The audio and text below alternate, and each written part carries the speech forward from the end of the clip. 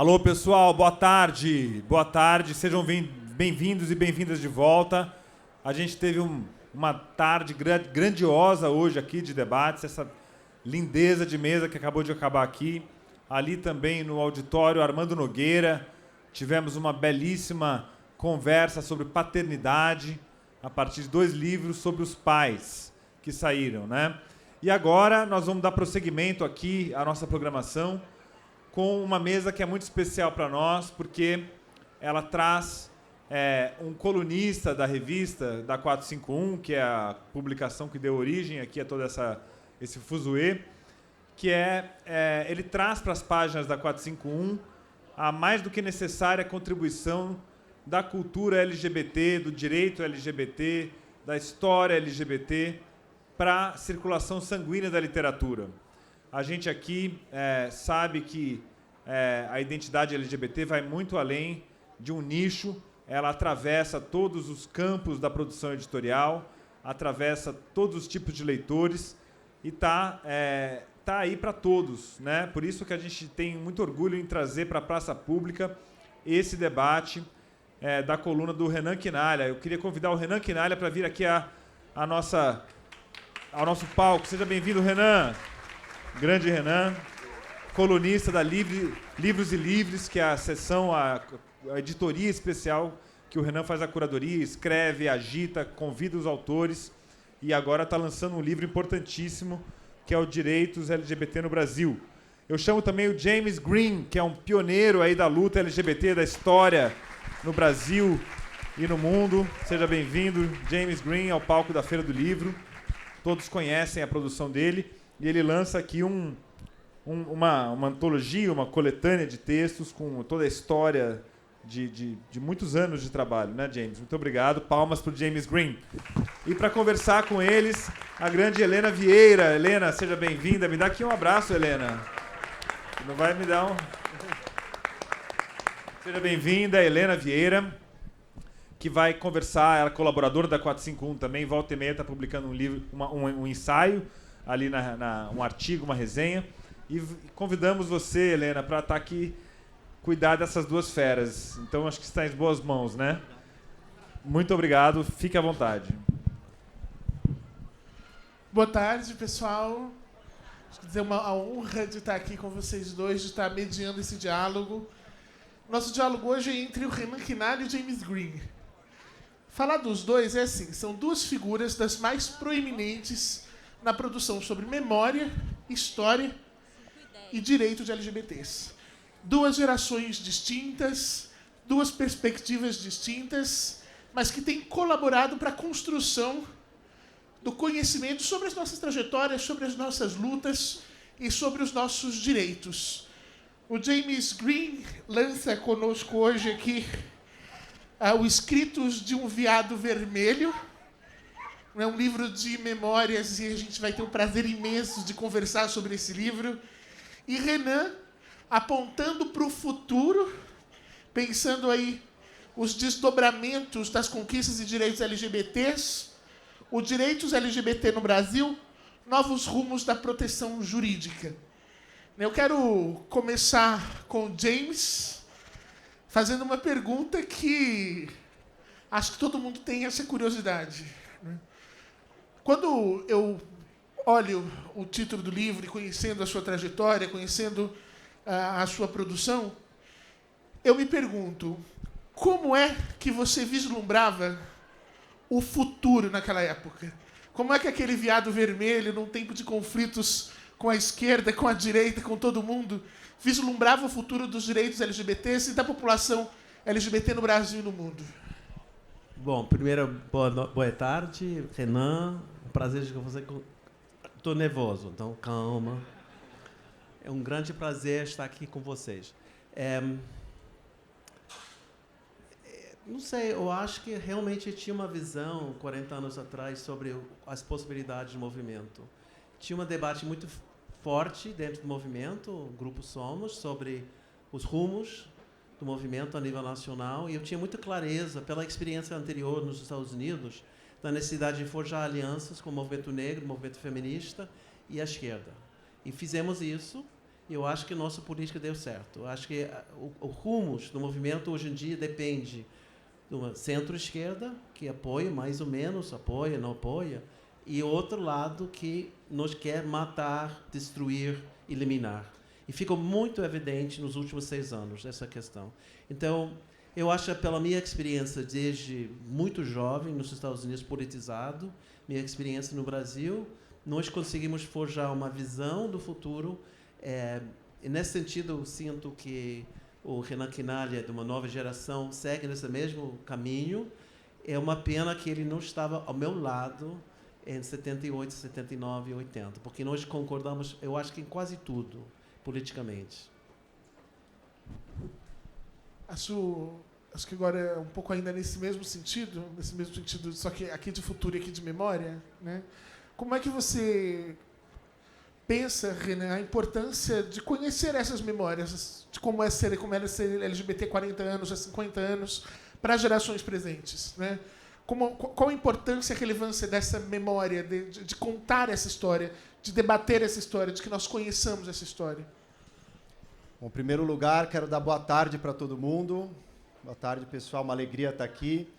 Quero agradecer demais, em nome do Paulinho, da Bia, do pessoal da 451, o convite para estar aqui hoje, poder organizar essa mesa. Fiquei muito feliz quando o James topou e a Helena também topou. Tá aqui, são 2 figuras que eu admiro demais, com quem eu tenho dialogado nesses últimos tempos. E acho que essa sessão também da Livros e Livres é uma celebração de 1 ano dessa coluna, dessa sessão na revista. E fico muito feliz de ver o auditório cheio aqui, enfim, a tenda cheia, para a gente debater isso, né, que era tida como uma questão acessória, secundária, marginal, mesmo no campo progressista, e que a gente tem mostrado cada vez mais como é central esse debate para os projetos de liberdade, de emancipação, de justiça que a gente quer construir. E aí a Helena traz essa questão sobre a importância da memória. Para mim tem uma importância muito central de um ponto de vista já pessoal. Eu conheci o Jimmy uns 12 anos atrás, Jimmy, foi isso? Num congresso da LASA, da Associação de Estudos Latino-Americanos, nos Estados Unidos, e a gente esteve numa mesma mesa por uma amiga em comum, e ali com o Jimmy eu ainda era, né, um gay meio enrustido, achava que era hétero, tentava me convencer que era hétero, mas era difícil me convencer disso. E ali eu conheço o Jimmy e vejo que tem um horizonte, uma possibilidade de ser um homem gay na universidade, um professor universitário, ter um trabalho reconhecido. Tinha acabado de ler Além do Carnaval. Então, do ponto de vista pessoal, essa questão das gerações ela foi fundamental para mim, né? Para eu me entender subjetivamente, para eu entender esse espaço de liberdade, né? E buscar esse espaço de liberdade pessoal. Mas eu também tornei isso um objeto de escrita, de estudo, de pesquisa, de atuação na universidade. E talvez eu seja a primeira geração que consiga fazer isso de uma maneira mais natural, né? O Jimmy fez um doutorado sobre isso nos anos 90, que é o Além do Carnaval. Mas ainda os espaços, e Jimmy depois pode falar mais disso, né, muito mais restritos para você trabalhar essas temáticas, né, depois em concursos e espaço na universidade. E eu acho que eu sou de uma geração que conseguiu fazer uma tese de doutorado sobre uma temática de gênero e sexualidade e conseguir trilhar uma carreira acadêmica e produzir sobre isso com certo reconhecimento. Eu acho que tem uma mudança importante aí também de chamar a atenção. E acho que essa memória ela é fundamental porque ela é o que nos restitui um senso de comunidade. A gente é muito fracionado. A gente vive muito isoladamente, né, quando é uma pessoa LGBTI+. A gente não consegue entender que a gente tem pessoas iguais a gente. A gente acha que está sozinho no mundo, né? A gente está espalhado ali, sem contato, numa época que não tinha internet. Eu sou dessa época ainda, né? Eu sou de uma geração mais jovem que a do Jimmy, mas já não tão jovem. Então eu, né, peguei internet de escada quando chegou a internet, bate-papo UOL, ou seja... Minhas conexões passam um pouco por esses lugares, né? E as baladas que tinham aquelas primeiras ali, a Louca aqui em São Paulo, outros lugares na República, no Arocha ali. E acho que talvez a memória ajudou também no ponto de vista coletivo, para mim entender a importância de me conectar às pessoas e de ter esse senso de comunidade, para que a gente transforme esse conjunto de pessoas LGBTI+, de população LGBTI+, em uma comunidade de fato, com uma ligação, com uma aliança, né? Com um projeto político comum. Porque eu acho que essa comunidade não está dada, eu acho que a gente não é uma comunidade, a gente está atomizado, a gente está individualizado, separado, afastado, e acho que a gente tem que construir esses laços que passam por laços de confiança, de solidariedade, de afeto, de construção conjunta, de projetos comuns, de intervenção política, e acho que por isso que a memória é tão importante, ela nos ensina a fazer isso, né, a fazer isso de modo generoso, fazer isso de modo efetivo também, mudando a realidade. Sabe, Renan, eu sempre vejo que a memória também nos ajuda a lidar com algumas repetições, né? E aí, pensando um pouco na obra do Jimmy, eu me pergunto sobre a questão... Hoje a gente tem debatido um tema muito duro nas esquerdas progressistas, no campo progressista de modo geral, que é a questão que as pessoas têm chamado de identitarismo, não é?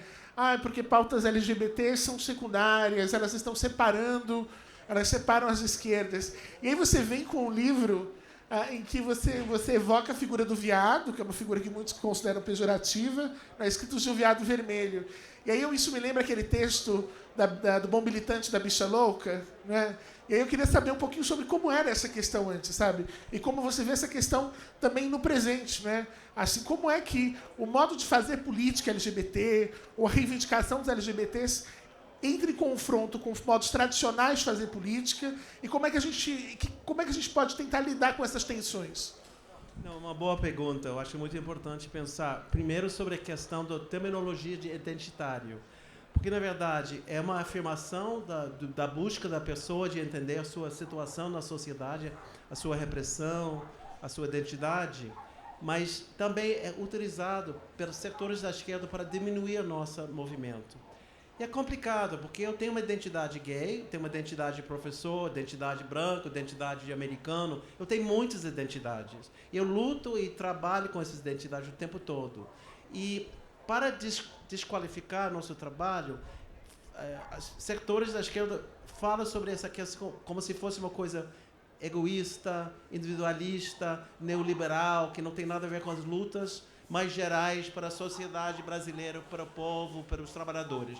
Eu me pergunto, quando eu militava na Convergência Socialista e na esquerda brasileira, nos anos 70, aqui no Brasil, a nossa meta era de ir para a classe trabalhadora no ABC e conscientizá-los para eles tiverem uma identidade revolucionária, proletária, ou seja, o objetivo das esquerdas aqui no Brasil era trabalhar com a classe trabalhadora para incentivar uma identidade, como se fosse a única identidade mais importante pelas ideias marxistas que o proletariado seria a força motor para uma revolução. Então, acho que é uma maneira de marginalizar nossa luta. Como que foi nessa época? Foi difícil. Eu confesso que eu tive uma experiência muito feliz, no sentido que eu entrei numa organização que chamava Liga Operária, na transição para a Convergência Socialista, e eu propus fazer um grupo dentro da organização, e foi aceito pela direção, e fizemos. E eu levei as ideias para o movimento, ideias de vamos fazer aliança com o movimento negro, vamos para o Dia do Zumbi, frente ao Teatro Municipal, vamos para o 1º de maio de 80, para dar solidariedade com os trabalhadores em luta em 80. E é muito engraçado essa história. O Jean Willis recentemente fez um live com Lula, quando ele estava no exílio. E Lula estava feliz, os dois estavam com camisas vermelhas, abraçando virtualmente um ao outro. Era uma festa de amor entre os dois. E Lula fala, olha aqui, Jean, eu tenho essa foto foto do 1º de maio, uma faixa linda contra a discriminação da trabalhador homossexual. Olha, Jean, essa faixa foi do meu sindicato. Meu sindicato, nesse momento, estava na luta de vocês. Mas não é somente eu, Lula, que é importante. São os movimentos sociais. Eu achava muito engraçado. Estava fazendo uma revisão da história, apropriando a nossa luta, porque a gente foi lá sozinhos, com medo de ser apedrejado, de ser marginalizada. Mas é bom, porque ele quer, de certa maneira, com todas as críticas que podemos ter do governo atual, tentando de incluir nosso movimento.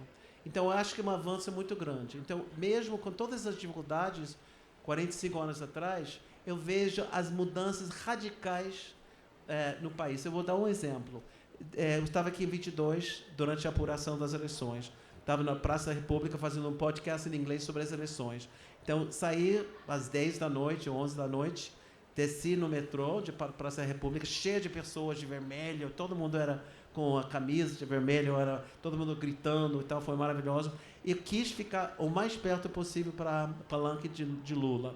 Chegando lá, levamos uma hora para chegar, e quando de volta, Todas as pessoas na minha volta eram Barbies, ou gays, ou eram homens bonitos. Dá para saber, porque eles estão bombando, vão para a academia, são mais lindos que os heterossexuais, toda essa questão de cuidar dos seus corpos. Era evidente, era centenas de pessoas. E isso mudou muito, porque eu acho que houve uma mudança da consciência dessa chamada comunidade, pessoas entendendo muito mais profundamente quais são os riscos da democracia, quais são os inimigos nossos e quais são nossos aliados ou possíveis aliados. Então, essa é a nossa tarefa, de brigar com nossos aliados para eles parem de viver no século XIX. Estamos no século XXI, eles estão um pouco atrasados, mas eu estou no campo deles e não do outro campo. Só um aviso, gente. Se vocês quiserem participar com perguntas, tem o pessoal da produção aqui com papelzinho. Vocês podem fazer a pergunta no papelzinho que eu leio aqui, tá bom? Eu acho que aí pode procurar alguém da produção. Não, eu te dizer, pode falar com alguém da produção só para pedir o microfone. A sua voz o senhor vai manter. Então, se você não puder ou não conseguir escrever, você pode falar com alguém da produção que acho que encaminha um microfone para resolver esse problema. Então é isso. Eu quero ouvir de você, Renan, a mesma discussão. Né? Acho que a gente também tem esbarrado, a gente esbarrou antes, esbarra agora nas questões de identitarismo, e acho que cai muito mais sobre a política trans do que sobre outros sujeitos dessa sigla. Né? Então, eu quero ouvir vocês sobre a mesma questão. Sim, e é uma questão fundamental, mas cada vez que eu ouço identitarismo, eu acho que um urso panda morre em algum lugar, assim, porque essa palavra ela é muito ruim, né, para enquadrar qualquer perspectiva de luta política e de emancipação. E acho que identitário, e tenho cada vez mais convicção disso, identitário é, na verdade, o homem branco, heterossexual, cisgênero, de classe média alta, que acha que fala em nome do universal. Eu acho que essa pessoa é identitária, né? Ou seja, em todos os debates políticos que a gente tem na nossa sociedade, alguém ainda achar que pode reivindicar e falar em nome de um suposto universalismo que está dado de partida, né? Eu acho que é possível construir algumas ideias universais, mas com muita aliança e construção conjunta. Mas eu acho que essa ideia de desqualificar outras possibilidades, né, porque são particularistas, né, contrariamente a um suposto universal aí, eu acho que já é um problema de partida, né? Eu acho que, como disse o Jimmy, todas as identidades elas estão colocadas, né, na nossa vivência social, na nossa vida em sociedade, e todas elas têm sua legitimidade. Então, eu acho que é um equívoco de setores progressistas, né, entre aspas, que não conseguem entender, né? Teve uma mesa anterior aqui que a Juliana Borges estava mediando sobre a questão racial, incrível a mesa, que não conseguem entender, por exemplo, que no Brasil, se você não falar de gênero, se você não falar de raça, se você não falar de sexualidade, você não está falando de Brasil. Né? Você está falando de uma outra coisa, de um projeto eurocêntrico colonial do Brasil que nunca aconteceu aqui dessa maneira ou que aconteceu com muita violência. Né? A libertação não vai passar por aí. Depois a gente abre para as perguntas. Então, a gente tem aí uma questão que é fundamental, me parece, que é entender essa complexidade hoje das vivências das pessoas. Eu acho que, além de ser uma visão distorcida de realidade, né, essa de que a gente tem o identitarismo como algo limitador, uma visão política restrita, particular, né, que perde a perspectiva de universal, eu acho que se perde uma capacidade de mobilização de energia, de força utópica na sociedade. Ou seja, se a gente não envolver movimento negro, movimento LGBTI+, movimento feminista, movimento das mulheres, a gente não consegue transformar essa realidade. Né? Então, a gente tem aí uma questão que eu acho que, se a gente olha historicamente, não tivesse tido o movimento homossexual nos anos 70, dando origem ao movimento LGBTI+, não tivesse tido o movimento feminista se articulando no final da ditadura, os heterossexuais cisgêneros no nosso país estavam transando depois do casamento ainda, esperando casar para fazer sexo. Né? Ou seja, a mudança que se provoca aí não é só para a comunidade LGBTI+, para os direitos específicos, é uma mudança que toca todo mundo, é uma discussão de liberdade sexual e de gênero.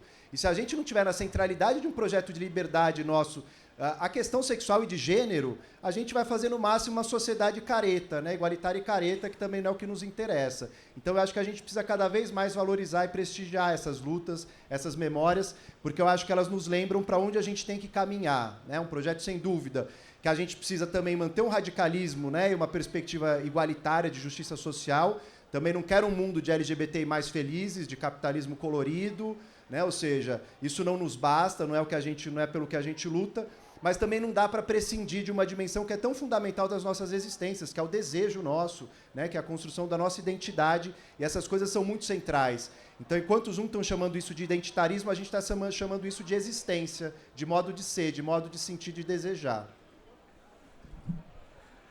Uma coisa que me chamou a atenção é quando você fala de que você estava ali na frente, perto do palanque, né, e tinha várias Barbies, vários homens de academia montados, etc. E aí me ocorreu um pouco que com certeza teve uma grande transformação na masculinidade, tanto dos homens héteros quanto dos homens gays desde então, né? Então acho que eu quero ouvir você um pouco disso em perspectiva, né? Um pouco dessa transformação da masculinidade gay, mas também como a masculinidade gay, ou as masculinidades viadas e etc., impactaram o jeito do homem hétero de ser homem, inclusive. Acho que um pouco na linha do Renan, né, do que o Renan disse, né, de que a experiência LGBT também transforma as experiências sociais de modo geral.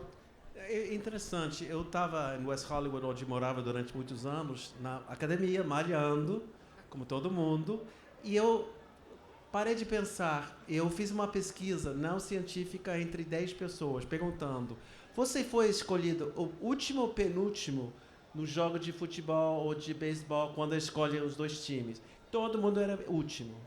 Porque não sabia jogar, sentia homem, sentia mal, foi marginalizada, foi chamada de viados, de bicha, sei lá, na linguagem americana. E, em certo sentido, essa busca de masculinidade é uma busca de ser normativa, de enquadrar os padrões de gênero tradicionais da sociedade. Mas também é uma afirmação individual, que eu entendo, respeito, acho que as pessoas têm direito de se afirmar dessa maneira, se eles querem afirmar. Mas também leva a uma certa masculinização que vai contra, às vezes, os nossos interesses, assim, de marginalizar as trans, as mulheres no movimentos. Isso foi um problema no passado e pode ser um problema hoje em dia. Eu acho que tem muito mais reflexão sobre a construção da masculinidade na sociedade. Porque não entendemos hoje em dia, a ultradireita, a extrema-direita está usando a questão de masculinidade para trabalhar com as ansiedades dos heterossexuais que estão se sentindo marginalizados ou desplaçados ou sem os direitos que eles achavam que eles tinham no passado, com mulheres que reivindicam mais independência, mais agência nas suas relações ou na sua vida. Então, há uma reação reacionária de pessoas sentindo que a masculinidade imaginária que eles aprenderam desde a sua infância está sendo ameaçada.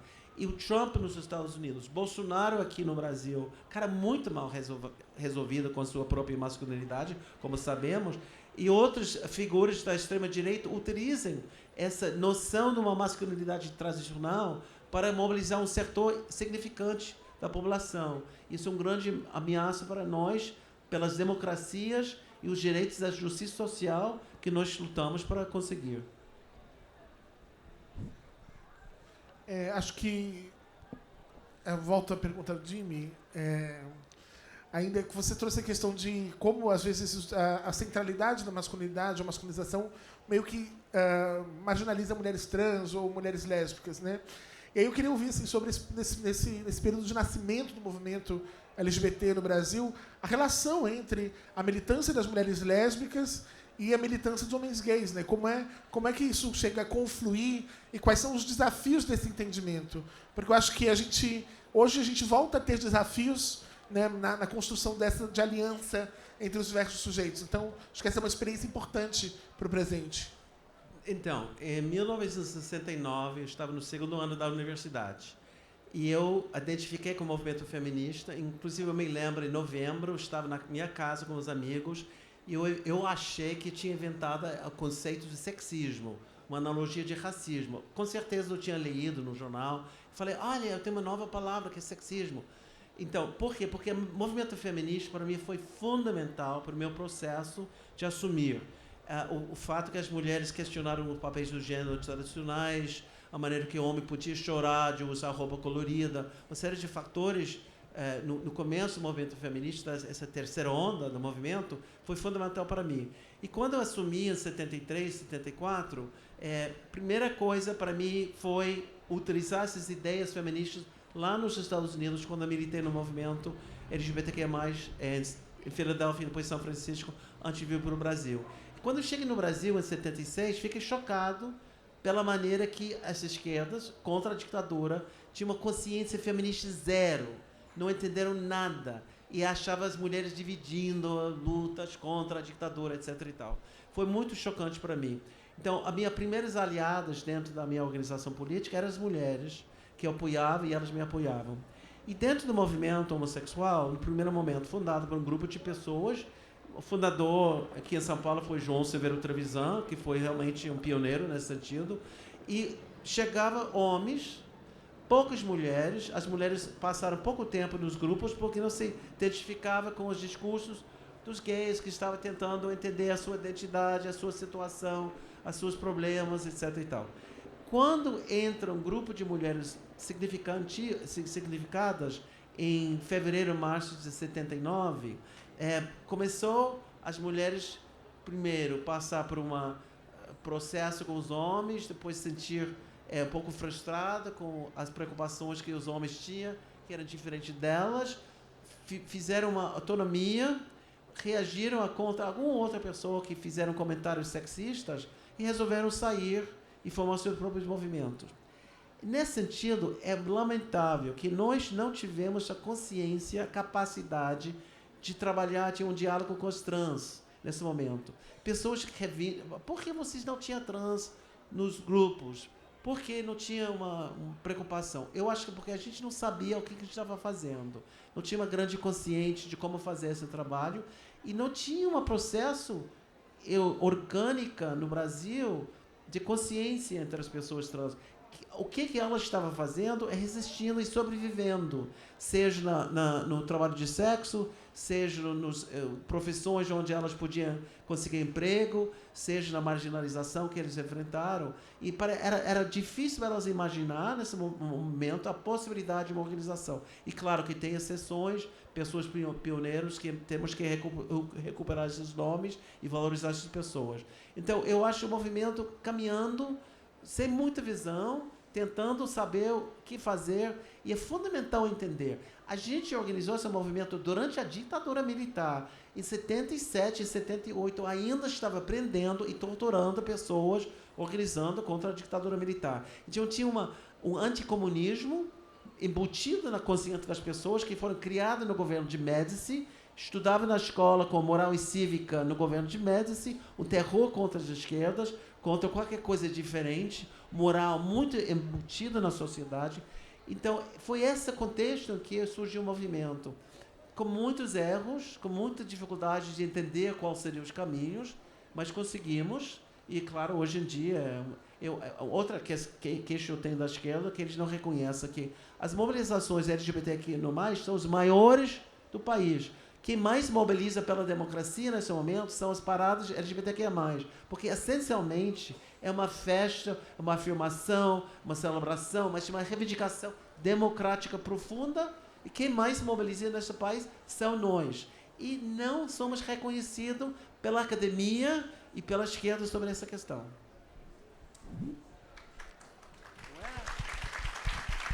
Viva as paradas! Renan, você escreveu em alguns dos seus outros livros sobre homossexualidade e ditadura, né, junto com o Diego, esteve na Comissão Nacional da Verdade e agora está preside esse grupo de trabalho de memória do governo federal, né, contra de violações com LGBTs. E aí o James trouxe a questão assim, de nós nos organizamos contra a ditadura, não é? Então eu quero entender um pouco. Eu acho que talvez não é tão conhecida de todo mundo, né? Como a ditadura também perseguiu LGBTs e como LGBTs eram uma existência que estava contrária à ditadura, né? Era uma existência em contradição com a ditadura. Então eu quero ouvir um pouco de você, um pouco dessa luta dos LGBTs na ditadura.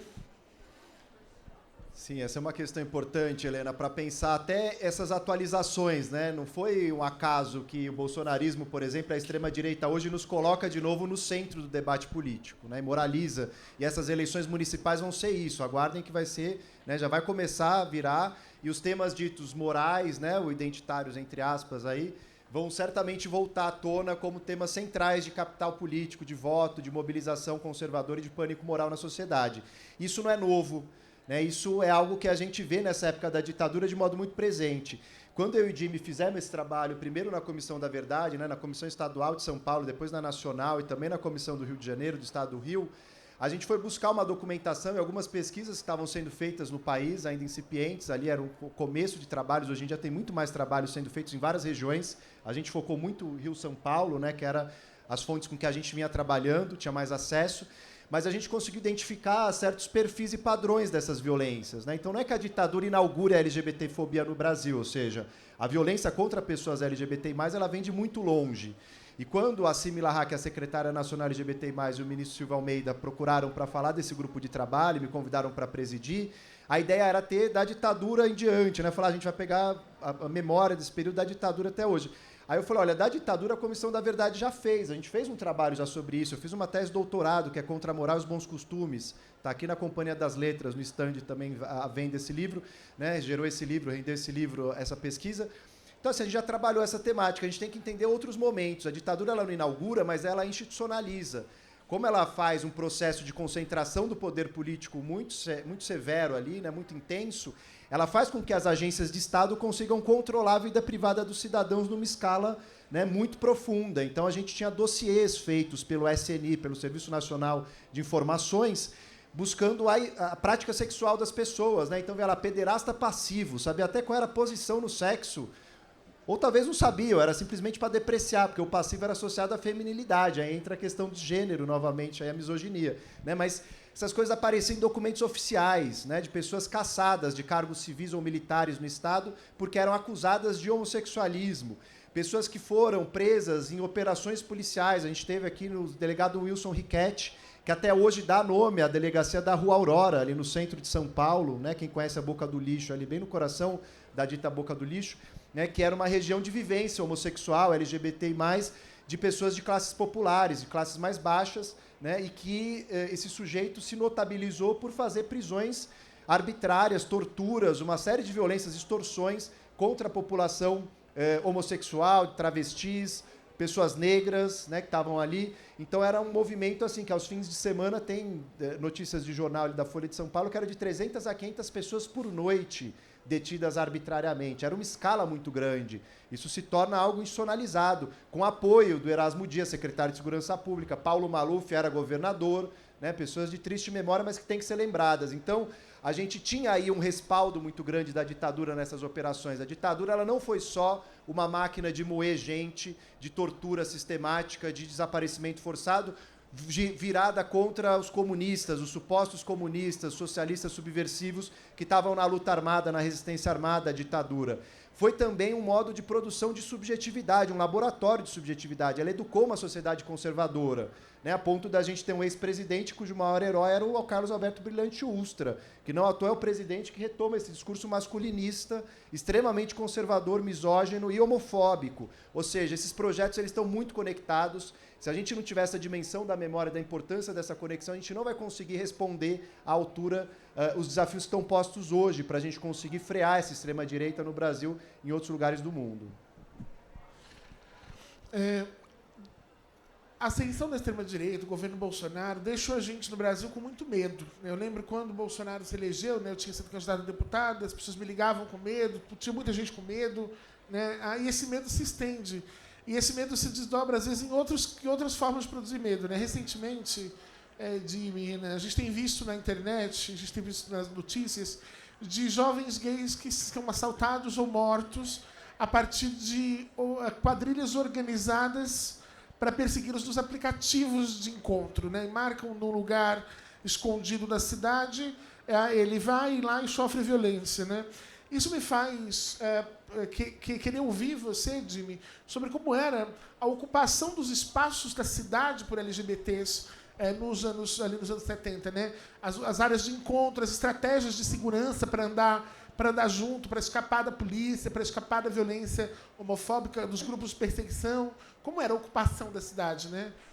Bom, no meu primeiro livro, Além do Carnaval, eu tentei mapear essa realidade em 2 cidades, Rio e São Paulo. Pessoas me criticam, às vezes, dizendo, por que não fez sobre todo o país?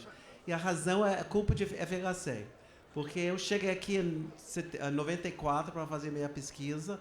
Ele tinha iniciado o Plano Real, que agora estamos felizes porque realmente conseguiu uma estabilidade econômica, mas o real era $1. E minha bolsa por um ano era $9.000, ou seja, R$800 por mês para sobreviver aqui no Brasil. Estava fodido nesse sentido. Então, felizmente, eu tinha 2 amigos que me acolheram nas suas casas. Eu podia fazer Rio-São Paulo.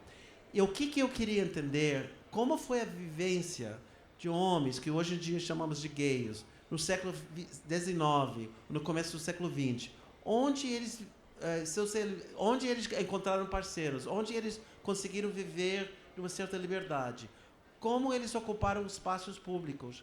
Eu descobri aqui no Brasil, foi a Vale de Angabaú, no outro momento, que tinha muitos comércios e cinemas por aí, e o Lago de Rocha, essa parte do centro da cidade, e no Rio era Praça Tiradentes. Era um lugar muito importante na sociabilidade das pessoas. Então, se você é uma pessoa, no começo do século XX, você estava buscando um parceiro, não tinha ideia de como encontrá-lo, você ia para a Praça Tiradentes, do Rio de Janeiro, encontrar uma pessoa que talvez você podia ter uma relação sexual romântica com essa pessoa. Então, para mim, o livro era de entender os processos sociais, políticas e culturais de conquistar cada vez mais espaços públicos onde as pessoas tinham uma certa liberdade. Em muitos momentos eram lugares fechados, como boates ou bares ou certos restaurantes. E a partir dos anos 60, 70, ocuparam mais espaços públicos, mais visibilidade e mais mídia, especialmente depois do surgimento do movimento internacional LGBTQIA+. Só que, infelizmente, quando surge no resto do mundo, e na Argentina, na Europa e nos Estados Unidos, um forte movimento pela libertação, a partir de 68, 69, estamos aqui, baixo o AI-5, onde era inconcebível pensar, organizar um grupo. Por isso demorou quase 10 anos para fazer o primeiro grupo bem-sucedido, o Grupo Somos de Afirmação Homossexual em São Paulo. Então, para mim, era muito importante entender esse processo ao longo do século XIX, ao final do século XIX para o século XX. Infelizmente, minha editora topou fazer uma nova edição, que foi lançada em 2022, atualizando, chegando até o século XXI, para esse livro seja ainda uma referência para as pessoas. Eu quero seguir com o Renan no mesmo tema, pensando como você acha que a ascensão da direita tem criado no ambiente cotidiano mais insegurança. Porque a gente vive um momento contraditório, né? Então, ao mesmo tempo que a extrema-direita cresce, a gente elege a Erika Hilton, né? Mas ao mesmo tempo que isso acontece, a gente volta a ter pessoas organizadas de alguma forma matando LGBTs. A gente não começou a morrer menos, né? Então, como você acha que esse ambiente cria insegurança? E se essa insegurança também pode ter a ver com um processo de desocupação de determinadas áreas da cidade? Eu acho que essa questão que o Jimmy traz, além do carnaval, né, de recuperar esses espaços de sociabilidade, é muito fundamental, porque a nossa comunidade ela foi se construindo como comunidade nesses guetos, né? Os guetos foram espaços de confinamento, mas também espaços de reconhecimento, de encontro, de sexo casual, enfim, de encontros, permitiram amizades, até laços políticos que se desenvolveram das pessoas se encontrando nesses lugares. Né? Às vezes eu brinco até que não tem outro movimento social que você tenha como episódio fundamental uma revolta que acontece num bar, num boteco, né? É o movimento LGBT+, com Stonewall, que foi agora o mês do orgulho, mês de junho. E por que é um bar? Não é porque o povo LGBT é um povo fervido, gosta de festa, né? Animado. É porque a gente só podia existir nesses lugares, ou seja, a gente foi enfiado nesses lugares como únicos lugares de existência, porque eram as zonas mais abandonadas, degradadas do centro da cidade, mais perigosas, né? Então, tem uma produção dessa vulnerabilidade aí que a gente tem que chamar atenção. Me incomodou muito quando eu vi esse episódio recente de um jovem de 24 anos, Leonardo, vocês viram, né? 12 de junho foi assassinado numa emboscada de um aplicativo, do encontro marcado num aplicativo de pegação, de encontros, né? De gay. E aí eu vi muita repercussão em rede social e vinha essa coisa, não, mas tem que se cuidar mais, né? As pessoas não podem encontrar uma pessoa. Não é ter que se cuidar mais. Aí acho que é uma manifestação ainda dessa ótica neoliberal também de culpar o sujeito, o indivíduo, por tudo, como se a gente tem que se cuidar e não poder viver um desejo, que já é um desejo marginal, ou é marginalizado, que já é estigmatizado. E aí o pouco espaço que se tem no aplicativo, que você vai correr esse risco, porque é um aplicativo que vive como um gueto virtual ali, que as pessoas vão. E não é porque, né, o Estado tem que prover segurança, não é o indivíduo que tem que ser responsável por uma coisa de procurar o seu desejo de fazer um encontro. Então, eu acho que tem uma inversão também na maneira como a gente tem entendido essas coisas e entender que essa vulnerabilidade ela é produzida socialmente, né? A gente é colocado nesses lugares. E eu fiquei muito incomodado a dar uma entrevista para um jornalista, que aí a produção da emissora falava assim, mas qual a diferença do golpe dado no Tinder em casais heterossexuais? Eu falei, é toda a diferença, porque um casal heterossexual, você nunca teve uma questão aí de ter que precisar esconder um afeto, de ter que buscar um sexo casual, primeiro transar para depois ver se vai ter um romance. Né? Porque é isso que... Né, gays não são promíscuos porque nasceram com muito mais tesão e muito mais desejo, é porque foram educados a serem assim, a buscar o sexo rápido, casual, transar, depois extravasar e depois ver se vive alguma coisa a partir disso. Né? Romântica afetiva que nunca pôde. Né? Pôde muito recentemente, Brasil desde 2011. Então, eu acho que é importante ter essa dimensão da gente entender esse lugar em que a gente vai sendo colocado. E aí eu falei isso, né, para a jornalista e para a produção do programa. Eu falei, olha, é só você chegar, né, e ver um almoço de domingo clássico, né, Natal, que as minhas tias não vinham falar, e o namoradinho, vinham falar, e a namoradinha? Né, você é incentivado desde criança a estar relacionado heteronormativamente. Né? Agora, você buscar uma outra coisa, né? E tudo isso que você vai nesses obstáculos e ter que viver esse desejo e etc., eu acho que tem um processo de produção de vulnerabilidade aí que é muito importante de chamar atenção. Acho que a violência tem crescido porque a gente está mais visível e está mais presente também. Né? A gente não tem estatística confiável, a gente não tem uma produção de dados decente no nosso país. A gente ainda segue invisibilizado do censo, que é a maior pesquisa de amostra nacional, aí, né? Enfim, nem de amostra, uma tentativa de ser uma pesquisa ampla mesmo, domiciliar. A gente não conseguiu colocar, teve uma ação judicial que tentou pautar essa questão da orientação sexual no censo, nem identidade de gênero, só orientação sexual era o debate. O governo recorreu, não entrou. Então a gente não tem uma leitura de realidade para entender como está a população hoje, saber se a violência ela está mais motivada por determinados fatores de presença, de conhecimento de direitos, de denúncia, se é maior notificação, né? Se está crescendo notificação e está crescendo violência, se está crescendo mais a violência. Mas fato é que o Brasil segue ocupando uma posição aí privilegiada, se não o topo do ranking dos países mais violentos contra a população LGBTI+, ao mesmo tempo que tem a maior parada do orgulho LGBTI+, ao mesmo tempo que tem o maior consumo de pornografia de pessoas trans, né? Ou seja, então a gente tem esse paradoxo para entender chamado Brasil aí, que não é nada simples, que tem todos esses indicadores. Eu acho que a gente ainda precisa pesquisar, pensar muito sobre isso, discutir muito sobre isso, para conseguir avançar numa formulação sobre políticas públicas no nosso país. Acho que agora eu vou voltar... A pergunta vai ser para os dois, mas vou começar com o Jimmy. Alguém do público do perfil MPB_História, que assinou como com o perfil, pergunta sobre o etarismo e a marginalização de pessoas mais velhas no interior dos movimentos LGBTs e da própria cultura LGBT. E aí eu iria além, não é? Porque essa é uma questão que a gente sempre pensa sobre as velhices e os processos de envelhecimento LGBTs, né? Sempre digo assim, a heterossexualidade é um regime previdenciário. Você sabe que você vai ter filho e neto para poder cuidar de você na velhice. Nós não temos essa previdência, esse plano de vida organizado, né? Então, como é esse processo de envelhecer LGBT e como é o lugar do envelhecimento dos movimentos e na cultura LGBT? Então, primeiro eu queria falar uma coisinha rapidinho sobre a questão de violência, porque a única vez que foi atacado nos Estados Unidos foi justamente em West Hollywood, que é um bairro de Los Angeles, muitas pessoas LGBTQIA+.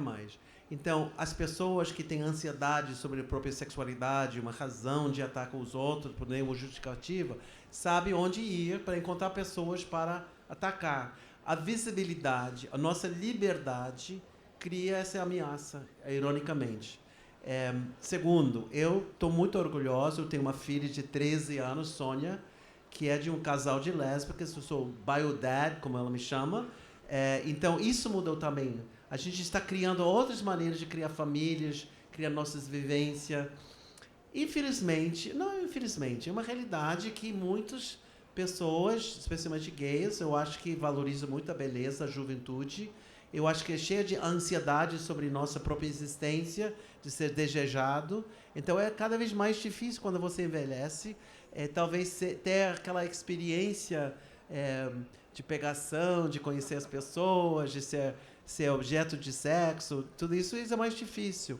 E eu acho também esse valor da juventude cria obstáculos para as pessoas envelhecendo. E a gente não tem pensado muito como ter políticas públicas para esse setor da sociedade. E mais uma coisa que eu estou conversando com uma pessoa, Fabrício Longo, que está fazendo uma pesquisa sobre os lugares de abrigo dos LGBTQIA+. Só tem um lugar de abrigo na América Latina, no Rio de Janeiro, que está sendo apoiada pela cidade do Rio de Janeiro. Ou seja, tem uma associação, uma rede de abrigos particulares, de ONGs, que estão fazendo esse serviço. Pensa bem, você está no interior de São Paulo, você tem uma identidade trans, com 13 anos, 14 anos, o seu irmão mais velho está com vergonha, bate em você, você está expulso da casa, você não tem onde ir, não tem ninguém para te apoiar. Então, uma das questões mais importantes que eu acho que o atual Secretaria Nacional de Questões LGBTQ+, a Samira Rand, está sendo, é pensar políticas públicas para atender às nossas necessidades como pessoas LGBTQ+. Uma das questões, a velhice, mas outras questões são as violências sobre a juventude, está sendo massacrada por uma sociedade heteronormativa que não aceita a diferença. Acho que estendo a pergunta e já parte, inclusive, do final da resposta dele, né? Acho que a gente tem desafios na conquista de direitos, na formulação de políticas. Eu acho que eu gostaria de te ouvir um pouco sobre isso também, né? Entendendo que o livro do René é um livro sobre direitos, né? E que aponta tenta discutir os futuros da proteção jurídica de LGBTs no Brasil. Acho que precisa passar por isso, e por isso que eu gostaria de te ouvir. Já falo dos direitos, mas essa questão do envelhecimento que me traz, acho que é super interessante pensar, porque eu acho que várias, sobretudo aí na comunidade LGBT, mais homens gays, eu acho que tem um certo adiamento da adolescência. Muitos gays não conseguem viver uma adolescência já e vivem uma adolescência meio tardia, porque se guarda, né, se limita, tem que se podar, não pode viver abertamente, então vai se agenciando essa experiência do armário. Pessoas trans não conseguem viver muito essa experiência do armário, porque a identidade de gênero se manifesta de modo mais expresso, mas muitos gays, bissexuais, vão guardando, né, e vai guardando o momento de revelar a hora que sai de casa, que arruma um trabalho, tal, então vai fazendo isso e acaba se podando afetivamente, sexualmente. Eu acho que isso também leva a um envelhecimento que acontece de um modo e um ritmo diferente, que é preciso de pensar aí. Para além de uma questão também, que é a da epidemia do HIV/AIDS, né, que pegou uma geração, a geração do Jimmy, né, que foi um verdadeiro extermínio, um genocídio, assim, de uma geração quase, né, de uma omissão do Estado, dos governos em deixar isso acontecer. Era uma peste gay, era um câncer gay, e isso prejudica uma experiência de envelhecimento enquanto comunidade. Né? Algumas pessoas que são sobreviventes chegam, têm uma experiência de envelhecimento, né? Agora, muitas dessas pessoas tiveram uma experiência de envelhecimento no armário ou com vida dupla, né? E acho que agora a gente vai ter as primeiras gerações que vão chegando de um modo mais coletivo, com experiências de envelhecimento, não necessariamente com filhos, né, com filhas, enfim, com processos dessa reprodução e de cuidado de geração, né, intergeracional, que vão ter que começar a pensar modos de como, né, cuidar um dos outros, ou cobrar do Estado essas políticas de cuidado, de abrigamento, etc. E acho que dos direitos a gente tem avançado muito, né? Acho que é importante chamar atenção, porque isso também é fazer justiça e reconhecer as lutas que vieram antes e que permitiram esse reconhecimento. Então, o Brasil hoje tem um panorama de direitos que é muito importante, muito interessante. Esse livro que a gente organizou são 20 textos de várias pessoas do Brasil todo escrevendo nesse livro, que a Helena está mostrando. Para tranquilizar vocês, não é um livro chato de direito, ele não está em juridiquês, ele está pensado para o público de fora do direito, por isso que ele é bonito, inclusive, não parece aquela capa de livro feio do direito, que em geral é um livro meio triste, né? Feio, ele é colorido. Dá para colecionar, gente, tem várias cores. Tem várias cores, inclusive, dá para fazer um arco-íris com ele. Mas ele tem uma dimensão justamente da gente ampliar o debate, porque o direito é importante demais para ficar só na mão dos advogados, né? Cada vez mais eu tenho essa convicção de que direito é um debate fundamental da nossa sociedade, a gente tem deixado só para os juristas, e esse é um grande problema. né? Então, esse livro ele pretende trazer essa discussão de modo acessível, ampla e olhando para um futuro. Então, a gente faz um balanço desses direitos, porque a gente avançou muito. União homoafetiva em 2011, o casamento civil em 2013 com o CNJ, 2018 o direito à identidade de gênero para pessoas trans, que hoje podem ir no cartório para modificar o nome e o sexo na sua documentação, com uma autodeclaração. Antes tinha que ter um laudo médico de acompanhamento de 2 anos no mínimo, dizendo que era doente, tinha uma disforia de gênero. Para conseguir isso, o juiz mandava juntar foto na perícia, né, na produção de prova do corpo da pessoa, falar, é cirurgiada. O juiz perguntava, você é cirurgiada? Tinha que expor a intimidade da pessoa, do seu corpo, né, assim, para conseguir ter uma autorização judicial do poder médico, do poder jurídico, para poder fazer uma alteração do seu nome, né, e do seu sexo na documentação. Isso em 2018 muda. Em 2019 a gente criminaliza a LGBTfobia, algo que é muito importante também, né? Ou seja, a LGBTfobia passa a ser vista desde 2019 como uma espécie do crime de racismo na nossa legislação. Em 2020, o direito à doação de sangue, várias decisões de 2021 que também estabelecem que o debate de gênero e sexualidade não só pode ser feito nas escolas, mas deve ser feito nas escolas, né? Uma educação antidiscriminação é um objetivo e uma função da escola, então, e do currículo básico. Então, a gente teve um panorama de decisões super importantes. Aí vocês podem dizer, Renan, então está tudo resolvido. E aí o livro diz, não está. Né? Não está, primeiro, porque a gente não tem uma única lei de proteção, um estatuto de proteção para a população LGBTI+. E aí você pode dizer, mas tem a decisão do Supremo. Sim, são decisões do Supremo. Mas imagine que entre um presidente, hipoteticamente, que fala, eu vou indicar um ministro terrivelmente evangélico para o Supremo Tribunal Federal. Aí o filho desse presidente fala, vou mandar um soldado e um cabo para fechar o Supremo Tribunal Federal. Aí vai um pessoal lá no 8 de janeiro qualquer e entra no Supremo e quebra tudo. E aí, eventualmente, dá certo. Né? Ou seja, qual que é a solidez de uma coisa dessa? Né? Ou seja, de decisões do Supremo Tribunal Federal. Nossos direitos, nossa cidadania são importantes demais, e digo de todo mundo, isso aqui não é só da população LGBTI+, não, de toda a sociedade brasileira, para a gente depender só do Supremo Tribunal Federal e do Xandão. Né? Não dá para confiar o destino da democracia, o futuro nosso político, só nisso. Né? Então a gente tem que se mobilizar para conseguir estatuto protetivo, né? Ocupar o legislativo, ter eleição municipal, aí é votar direito também, né? Colocar a gente lá porque que nos represente de verdade, porque não dá para confiar só em decisão do Supremo Tribunal Federal contra a majoritária. A gente tem um legislativo tomado por forças conservadoras. Enquanto isso acontecer, não adianta a gente ficar acumulando decisões que, quando você sofre uma homofobia aqui na esquina, você não vai falar com o Barroso, ligar para o ministro Barroso e falar, olha, sofri uma homofobia, me ajuda, Barroso? Você vai falar com o guarda da esquina, com a PM que está ali, com o agente de polícia, com o delegado, com o escrevente, né, que são pessoas que não têm o mínimo treinamento para acolher.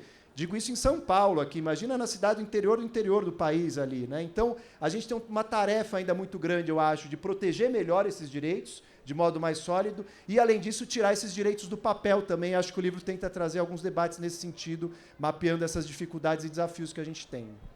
Eu queria falar uma coisa muito importante sobre o que o Renan falou. Nos Estados Unidos, o movimento feminista conseguiu a conquista do direito ao aborto em 73 pelo STF americano. E foi tirado há 2 anos. E agora, a mesma ideia legal de não reconhecer o direito ao aborto era uma direito intrínseca na Constituição, direito à privacidade. E 2 dos juízes disseram que não, agora vamos questionar a questão de casamento LGBTQIA+, como outro direito que não está implícito na Constituição e pode ser retirado também. Eu acho que isso pode acontecer no Brasil, e especialmente com essa nova onda da extrema-direita que está conquistando estados, governos na Europa, na América Latina e talvez nos Estados Unidos, que é uma grande ameaça para todos nós, não somente as pessoas LGBTQIA+. A gente tem que ser muito atento a essa situação, porque é uma grande ameaça que nós estamos enfrentando nesse momento. Sim, posso só, Helena, colocar... E acho que o Jim traz esse ponto, é fundamental, do exemplo dos Estados Unidos. A Itália, ano passado, que tirou, né, mudou conjuntura, governo, tirou das certidões de nascimento de crianças, filhas de casais lésbicos, o nome de uma das mães. Só deixou a mãe que foi a genitora biológica. Né? O Peru está repatologizando identidades trans nesse momento, notícia do mês passado. Né? Ou seja, Estados Unidos, só no ano passado, aprovou 84 leis anti-LGBT, leis estaduais. Então veja que há uma campanha concertada internacional, não é jabuticaba brasileira, de retirada de direitos sexuais e reprodutivos. Esse PL aqui do aborto, também do estuprador, enfim, que a gente teve o debate no Brasil.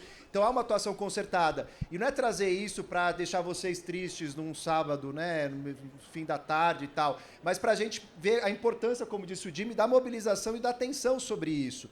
Direitos não estão conquistados e inscritos em pedra, não vão ficar para sempre. Direitos refletem a nossa capacidade de mobilização, força e ocupação de espaços de poder para manter os direitos, conquistar e fazer avançar e efetivar os direitos.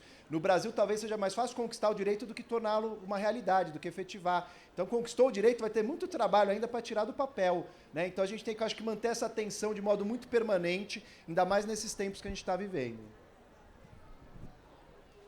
Tem uma ofensiva, né, mundial. A Inglaterra retrocedeu com direitos das trans.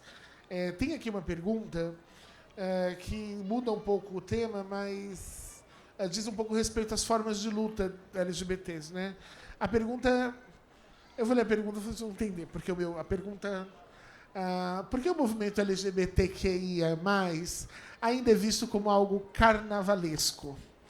Explique a falta de visão coletiva entre todas as classes, que o papel das escolas que é o bloqueio nas discussões sobre gênero e sexualidade nas escolas e na sociedade em geral. Eu acho que eu gostaria de perguntar um pouco disso, né? Quando o Jimmy disse há pouco, não reconhecem as paradas como sendo uma grande manifestação democrática, me parece que existe um jeito LGBT de fazer política que nasceu aqui um pouco do lampião, um pouco de fazer política com festa, com deboche, com a piada, usando o termo o viado vermelho, com uma parada que é esse jeito festivo de fazer política, que muitos olham e falam, não é sério, eles não estão fazendo política. Então, acho que, mais do que chamar de carnavalesco, acho que eu queria ouvir vocês um pouco sobre a importância, inclusive, dessa forma de fazer política e sobre a efetividade dela, né? Acho que, assim, para mim, eu sempre penso que essa é uma lição que os movimentos não LGBTs precisam aprender com a gente, a fazer política sem ser triste. Olha, eu acho que o movimento internacional LGBTQ+, aprendeu uma coisa revolucionária. É uma ideia que vem desde o século XIX, e o Renan escreveu um livro sobre a história do movimento LGBTQ+, onde ele conta a história internacional nesse sentido, na Alemanha.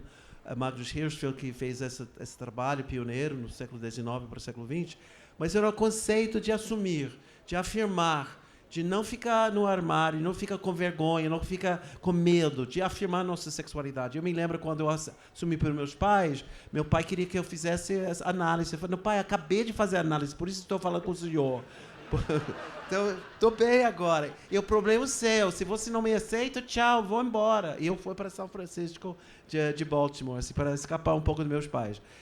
Minha mãe disse, você nos abandonou? Por quê? Porque você estava meio papai pesado. Então, a ideia de assumir que, no primeiro momento, muitas pessoas que conseguiram, especialmente as pessoas das classes médias, uma certa liberdade individual, tinham dinheiro para alugar um kitnet no centro da cidade para ter os seus encontros, enquanto tinha que morar em casa porque não estava casado.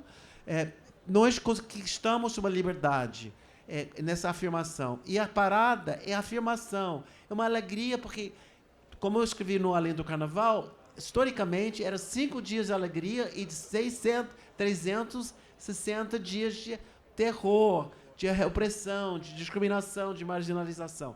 Então, eu acho que, nesse sentido, a parada é uma afirmação muito grande. E para jovens, a juventude que vão do interior de São Paulo para São Paulo, do interior dos estados para as paradas nos capitais, essa é uma alegria total, porque na sua cidadezinha, eles são um grupinho de pessoas que ocupam um espaço na praça muito marginalizado. E a parada dá uma força, um sentimento de estamos muitos, nós temos direito a estar como estamos aqui nesse momento. Então, acho que isso é a força da parada. E é mais divertido, que é uma coisa muito chata, de consignas, sei lá. Eu acho que é mais divertido fazer uma parada do que por uma manifestação sempre gritando as mesmas consignas, meio chatas.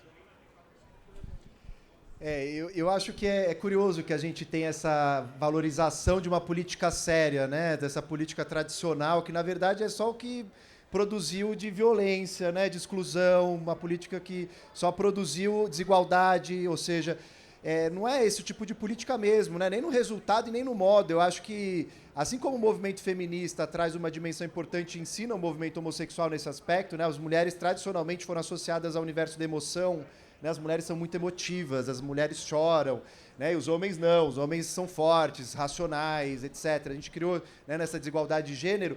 Eu acho que as mulheres ensinaram outros modos de fazer política e de pensar a política. Isso é fundamental e acho que a comunidade LGBTI+, também tem pensado isso, uma política dos afetos, ou seja, de entender outros modos de construir solidariedade, aliança, olhar, cuidado, que são questões fundamentais, que estão atribuídas ao universo do feminino na nossa sociedade e que, na verdade, são coisas que deveriam ser universais, porque são coisas que nos fazem pessoas melhores, ou seja, do ponto de vista do produto, do resultado disso e do processo. E acho que festa é uma coisa incrível, ou seja, né, a parada ser festiva, eu acho que é uma das coisas mais legais da parada, isso é profundamente político.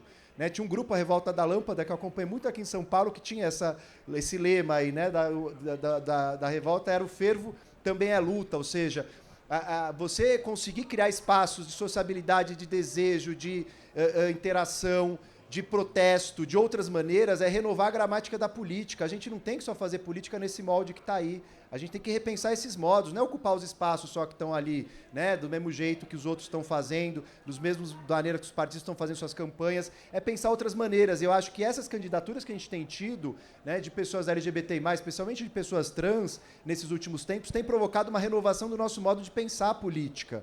Né, e estão mudando os lugares onde chegam, com impacto enorme. Né? Você fala, tem duas pessoas trans na Câmara Federal, a Duda Salabert e a Erika Hilton, estão com impacto enorme ali. Né, nesse espaço, trazendo outras maneiras de fazer isso, assim como os mandatos de mulheres que estão na Câmara Federal têm com profundo impacto. Então, são populações subrepresentadas, que têm pouquíssimo espaço, e nesse pouco espaço que tem, conseguem mostrar uma mudança no modo de fazer, de pensar a política, que eu acho que é fundamental e que traz essa dimensão do afeto, da festa, né, e senão a gente não empolga ninguém, né, gente? Se for ficar trazendo, né, que sedução vai ter a política também se for algo sisudo, careta, ultra tradicional, ou seja, a gente tem que pensar um modo de trazer, interessar cada vez mais a juventude também nesse processo de participação política, de estar em rede social, né, falar, eu vou criticar porque o político está na rede social, tem que estar mesmo, tem que ocupar outros espaços, renovar discurso, né? Não dá para fazer o mesmo discurso do século XIX, como a gente estava dizendo antes. Né? Tem que tocar em outros pontos do coração das pessoas, do desejo delas, senão a gente não constrói nada que seja muito mais profundo e à altura desse nosso tempo. Já que você falou de gramática, cara, uma sugestão para o pessoal da Marcha da Maconha e da Parada do Gay. Tá? Quem faz marcha é milico, quem faz parada é milico. Se identifique no movimento dos loucos, aí faz caminhada no orgulho louco. É isso. Bem, a gente tem, a nossa política tem uma, né, campanha militar, a gente tem um vocabulário militarizado, mas é parte é algo a transformar. Eu acho que tem um desafio que a gente tem repetido, Renan e Jimmy, que a sociedade brasileira é conservadora, né? As pessoas que falam que a gente está longe, que os debates LGBT estão longe das pessoas, nas quebradas, nas ruas, etc. Porque eu acho que a minha pergunta é que como a gente consegue convencer mais grandes estratos da sociedade brasileira a defender nossos direitos. Porque eu acho que é um pouco isso. Nós temos o desafio de convencer as pessoas, gente, esteja conosco. Né? E como é que a gente consegue fazer isso? Bom, nós temos um grande aliado, que são os pais heterossexuais, que têm uma capacidade enorme de criar crianças trans, gays e lésbicas. Então, nascem todas as famílias brasileiras, seja da direita, seja do centro, seja da esquerda, seja uma família evangélica, seja uma família católica, todos os dias pessoas que vão assumir uma identidade LGBTQIA+. Isso cria uma situação muito interessante. Eu acho que as esquerdas não têm entendido como atingir essas famílias. Porque tem situações onde um pastor na sua igreja está pregando contra os homossexuais, como são parte de uma coisa diabólica, de sedução das crianças, e, de repente, o seu filho assume, pai, eu sou gay. E ele tem duas opções, ou três: expulsá-lo da casa, tentar compreendê-lo e apoiá-lo. E isso está criando uma situação muito interessante no país, que eu acho que ainda a esquerda não tem uma noção de como atingir esse setor, que tradicionalmente é o nosso inimigo. Nesse setor tem milhares e milhões de pessoas que são criando um espaço de diálogo nas suas igrejas, nas suas famílias, que pode nos ajudar. Então, isso é um elemento entre vários. E, com certeza você vai ter outras ideias. Eu acho que esse é um desafio que está posto para fazer política de modo geral, assim, uma questão de comunicação. Eu acho que a gente tem que pensar modos de comunicar para público mais amplo. Eu acho que a comunidade teve e a nossa produção e tal, ela às vezes se voltou muito para si mesma. A gente precisou desse momento, né, de se reconhecer, de se identificar, de entender nossas referências, construir nosso universo. A gente foi criando uma subcultura LGBTI+, apartada, marginalizada, né, longe da outra, guetificada mesmo. Então a gente foi nesse processo sendo produzido assim e reproduzindo isso. E acho que agora a gente tem que hackear essa cultura hegemônica, e a gente tem feito isso. Né? Olha o que a Madonna fez com a Pablo Vittar, ou seja, uma figura da nossa cultura hoje, né, musical e tal, referência nacional, Pablo Vittar. LGBT, você pegar todo o streaming, você pegar o catálogo de coisas para ver, é até chato, todos têm uma personagem LGBT+, ou seja, tá sempre lá. Né, a gente foi ocupando espaços, os filmes todos têm trazido isso, as novelas vão trazendo, né, ou seja, os livros, aqui na Feira do Livro vocês também vão vendo um monte de livros que estão falando da temática em não ficção, como a gente tem escrito eu e o Jimmy, mas também em ficção, ou seja, são vários os textos ficcionais interessantíssimos que têm bombado, circulado, envolvendo temática LGBT+, ou seja, a gente tem ampliado e tem conseguido se inserir nessa cultura mais geral. Eu acho que a gente tem que diminuir esse afastamento, ocupar mais espaços nessa cultura hegemônica, né, fazer a disputa dela. Tem uma estratégia de comunicação importante aí, né? Às vezes as pessoas, por que você não usa LGBTQIAPN+? Eu não uso porque eu acho que LGBT+, teve uma convenção do movimento do LGBT, as pessoas intersexos chegaram, o mais já está dizendo que vai ter vários desdobramentos, né? Ele parece que termina a sigla, mas no fundo ele inaugura uma outra coisa que ainda vem, que é justamente o mais interessante, ou seja, essas identidades todas vão se renovar, daqui a 20 anos vai ser completamente diferente, mas eu acho que a gente tem que pensar, às vezes eu vou dar uma entrevista para um programa de TV, né, e você vai falar LGBTQIAPN+, acabou o tempo, porque o programa vai te colocar 10 segundos. Então a gente tem que pensar uma estratégia de comunicação também, né, de formular as coisas, de discurso e diálogo com essa sociedade, mostrando que não é algo apartado, que a gente não está reivindicando privilégio, né, uma coisa que nos atinja só a gente, ou beneficie só a gente, mas é algo mais geral. Né, e eu acho que a gente tem que construir isso. É óbvio que tem vários discursos para vários públicos, isso é estratégia política. Eu acho que o movimento hoje é muito mais forte do que era nos anos 70, né, está muito mais capilarizado, está muito mais plural, muito mais diversificado, isso é incrível. Você tem associações nacionais das pessoas trans, mulheres trans travestis, tem as de pessoas transmasculinas, você tem outras associações específicas de outros públicos, grupos. Eu acho que está pulverizando, tem aumentado isso, a visibilidade é muito maior, né? E talvez esse seja a parte otimista da minha fala, depois daquela da violência. Né? A gente tem muito mais espaços e possibilidades de ação hoje, acho que a gente está conseguindo, mas a gente ganhar essa guerra cultural como a gente está ganhando, implica ao lado de lá se mobilizar, se contramobilizar, em relação às nossas conquistas e avanços.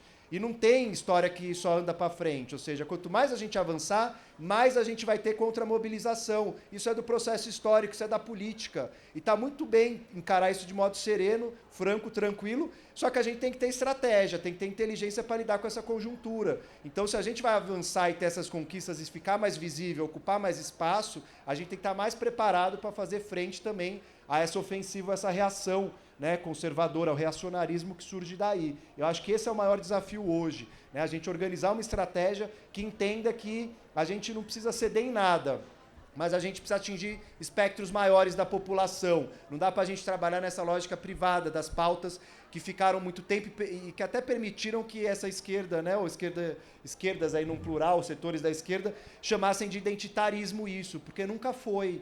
A gente sempre esteve falando de projeto de libertação, de emancipação humana. Então, assim, não é identitarismo, é coisa que é muito mais ampla. Eu acho que a gente tem que ainda caminhar nesse sentido de mostrar que são pautas e agendas gerais. E se a gente não tiver uma política de aliança ampla, a gente é minoria na sociedade. E, além disso, a gente é minorizado ainda mais. Ou seja, então a gente não vai conseguir avançar, a gente tem que ter maioria. Isso faz parte do jogo político. E aí a questão é como fazer isso. Eu acho que tem alguns caminhos possíveis aí que a gente tem trilhado e outros que a gente ainda pode discutir. Acho que agora, se vocês tiverem mais perguntas, lembrem de pedir um papelzinho, viu, gente? Que a gente já está arrumando para o fim. E agora acho que eu vou fazer duas perguntas para encaminhar para o final. Né? Uma, eu quero pensar um pouco a questão do homonacionalismo. Né? A gente vê, por exemplo, na França, surgindo LGBTs que apoiam a Marine Le Pen, que estão ali com a extrema-direita, porque eles são contra a imigração, então estão apoiando a Marine Le Pen. No Brasil, nós tivemos inusitados casos de organizações de gays conservadores, lá no Juazeiro, em outros lugares, né? Eu acho que é um fenômeno que talvez a gente vai ter que lidar com ele em algum tempo, né? Então, acho que a primeira pergunta é como vocês encaram esse lugar do homonacionalismo, dos LGBTs conservadores. A outra, e essa é a última, né? Já pedindo para encaminhar para o final, o que vocês imaginam como nós estaremos daqui 10 anos? Não tenho ideia. Bom, como o LGBTQIA+, existe em todos os setores sociais, todas as classes sociais, todas as raças, todas as etnias, é claro que vai ter pessoas conservadoras e da esquerda. Isso é evidente. Eu acho que eles têm uma falsa consciência, como dizeram os marxistas no passado. A gente tem que tentar conscientizá-los sua falsa consciência para eles entenderem o seu papel histórico na sociedade.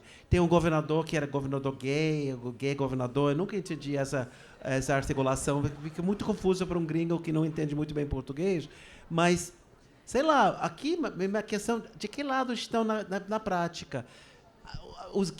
Marine Le Pen tem um grupo de assessores gays. Eles estão defendendo nossos direitos na França ou não? Eles estão defendendo os direitos dos imigrantes LGBTQIA+, que saem de outros países discriminados e vão para a França para pedir asilo? Ou eles estão reprimindo essas pessoas? Essa é uma questão fundamental. E sobre o que vai acontecer em 10 anos, eu não posso prever o que vai acontecer em novembro. Nem se fala sobre o que vai acontecer em 10 anos. Eu acho que a gente pode ser avançando ou recuando. Isso é o meu grande medo. Então, talvez a Renan tenha uma visão mais otimista. Não sei. Bom, vou começar pelo começo também. Eu acho que a gente tem uma possibilidade aí de horizonte que eu acho que olhar para a história nos ajuda, talvez voltando para o começo da conversa, né? A memória e a história nos ajudam também a colocar em perspectiva. E aí eu acho que a gente tem uma trajetória que é incrível, ou seja, em muito pouco tempo nós mudamos muito. Né? Então, assim, a gente teve séculos de estigmatização, né? Desde a colonização aqui a gente teve de discursos, né? Religiosos, médicos, milênios, né? De uma cultura judaico-cristã ocidental, etc. A gente tem aí um acúmulo de discursos, né, que nos estigmatizaram durante milênios, séculos, que produziram essas violências todas, né, no campo médico, do direito, dos campos psi, etc, etc. Literatura, jornalismo, ou seja, discursos de várias ordens, da publicidade, etc. Então, assim, a gente teve séculos disso aí e a gente, em um movimento que tem aí uns 50 aninhos, né, se a gente considerar o marco de Stonewall, mas pegar um pouco antes, algumas mobilizações, tá, um século e pouquinho, a gente conseguiu modificar muita coisa. No caso brasileiro, veja, a gente conseguiu mudar a ideia de família. Uma sociedade que é profundamente familista, e você fala, de repente, que 2 homens podem ser família, e 2 mulheres podem também ser família. Isso implica tudo, do ponto de vista da parentalidade, da herança, da sucessão, dos alimentos, de tudo que a gente tem no direito sobre isso. É muita coisa. Né, a gente mudar uma instituição central da nossa sociedade que foi feita por capitania hereditária em torno da família na Casa Grande da Senzala, a escravidão e família. Né? Ou seja, a gente consegue modificar coisas importantes aí com isso. Direito à identidade de gênero, a gente consegue colocar em questão esse binarismo do gênero que construiu nosso horizonte, nosso imaginário enquanto sociedade há séculos aí. Né? Então, eu acho que a gente tem mudanças importantes que nós operamos num período curto. É óbvio que nem tudo isso se traduz em mudança imediata, que nem tudo isso se solidifica.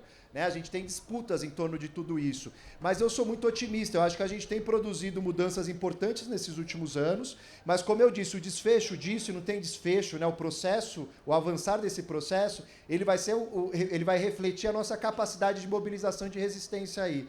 Renan, essa resposta é muito simples, é meio esquiva. Pode ser que seja, mas no fundo é sobre a política. Né? É sobre a política e nossa capacidade de fazer política. E aí, nesse sentido, envolve, inclusive, dialogar com setores da comunidade LGBTI+, que hoje estão no centro, que estão mais para a direita, né? Ou que estão na extrema-direita, que eu tenho dificuldade também de compreender, porque uma coisa é ter um gay liberal, como o Dudu Leite, outra coisa é você ter um cara de extrema-direita que defende o extermínio de si próprio, né? Então, assim, cai num lugar aí que talvez, né, sei lá, os campos se expliquem melhor, mas eu acho que a gente vai ter que dialogar com tudo isso. Né? Nós temos que fazer um esforço de diálogo amplo, de criar aliança, evidentemente sem renunciar a um programa que seja central aí, né? Não é ceder do que é o horizonte, do que é central para a gente. Mas eu acho que precisa ampliar esses diálogos, né? Eu acho que precisa entender também que é isso, não é anormal, não é uma coisa inusitada ou impossível ter pessoas LGBT mais de direita, porque... Não é porque a pessoa nasceu com uma identidade de gênero, uma orientação sexual tida como dissidente, que ela vai aderir a um programa político de esquerda. Né? Ou seja, então a gente vai ter que construir esse caminho. Como faz? Com debate, com diálogo, com possibilidade de aproximar essas pessoas.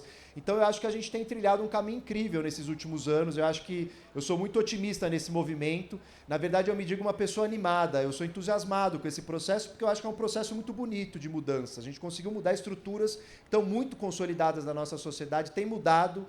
É evidente que tem que avançar. Né? O Supremo tem uma compreensão de família estrita quando ele fala sobre a decisão da união homoafetiva. Né? As pessoas estão tentando registrar uniões poliafetivas, os trisais lá.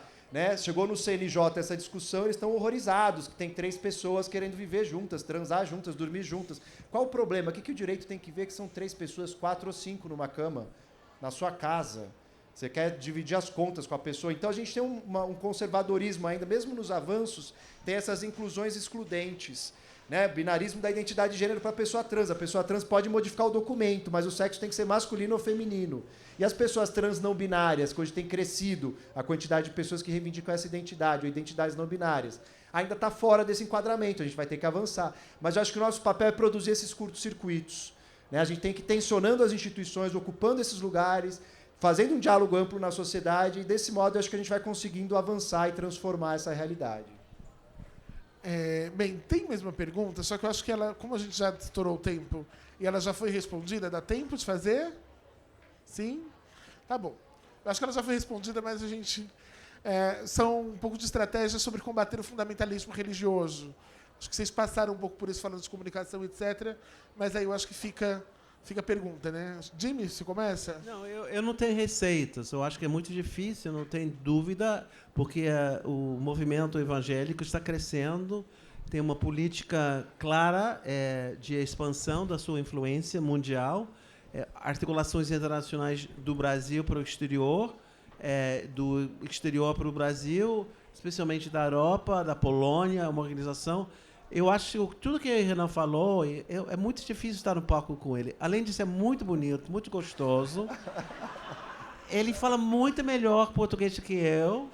Compartilhamos as mesmas ideias, mas ele é muito mais eloquente. Então, eu não vou fazer mais com ele, porque eu fico com vergonha do meu português. Mas, de qualquer jeito, eu acho que é uma questão de ser... Eu também sou muito otimista, apesar dessa pesadelo possível que vai, talvez, acontecer nos Estados Unidos em novembro, mas... Eu estou muito otimista também, porque eu acho que, pensando bem, eu vivia o momento antes de Stonewall e depois do Stonewall. Vivia aqui no Brasil o momento antes do movimento e depois do movimento. E as transformações que nós vivemos nesses anos são incríveis. 5.000 anos foram transformados em 60 anos. É uma loucura isso. Não é? Eles concordam com a gente. É isso. Não, sobre isso, gente, eu acho que tem uma dimensão aí. Eu participei um tempo atrás de um evento muito bonito, de um projeto que chama Sementes de Vida, ou Semente de Vida, tem no Instagram o perfil, e que era justamente de comunidades religiosas, LGBTI+, que é algo incrível. Acho que estou botando a bolsa toda errada aqui, não, consegui. É algo incrível porque a gente tem, eu acho, muito preconceito religioso do lado de cá, ou seja... A gente não consegue dar conta de lidar com essa questão ainda de maneira mais interessante. Eu acho que é um desafio para a gente construir pontes e alianças com esses setores. O Brasil é um país profundamente religioso. Eu discordo, né, que a Helena falou que às vezes se diz que o Brasil é um país profundamente conservador. Eu acho que o Brasil foi produzido enquanto esse país profundamente conservador. Isso é uma produção, né, fruto das disputas que estão colocadas, e esse lado conservador evidentemente consegue colocar, né, mais à tona essa dimensão conservadora da realidade brasileira. Mas eu não acho que seja dado assim. Agora, o Brasil é um país profundamente religioso. As pessoas têm convicções e formações e identidades religiosas fortes. Nós vamos ter que dialogar com isso. Né? Eu sou uma pessoa, eu fui nesse encontro e nunca me vi nesse lugar, mas eu fui uma pessoa expulsa, de certa maneira, da religião, né? Porque me entendi como homem gay, eu precisei me afastar. Eu tinha convicção religiosa, eu acreditava em Deus, eu tinha um horizonte. E aí foi nesse evento que eu fui entender como eu fui, a partir da minha experiência na sexualidade, me afastando da religião como modo de autoproteção, de autodefesa, de entendimento de mim mesmo, etc. Né? E eu acho que a gente tem que... E tem várias pessoas hoje que estão travando essas batalhas dentro das religiões.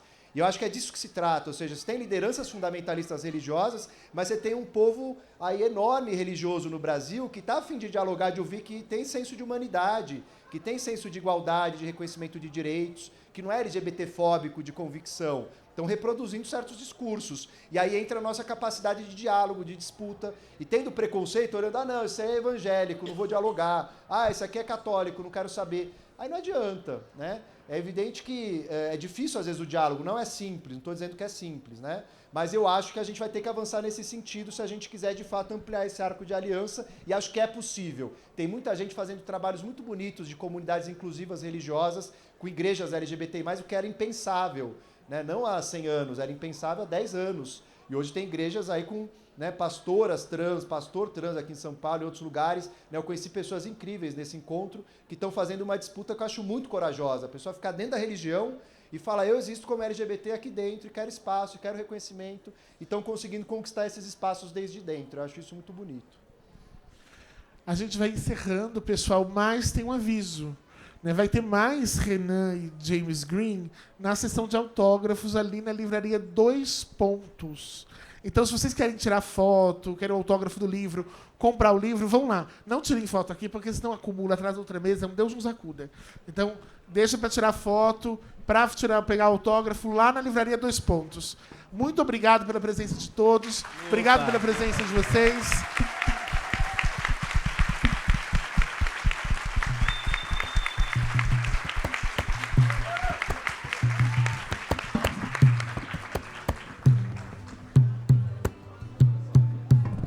Brilhante.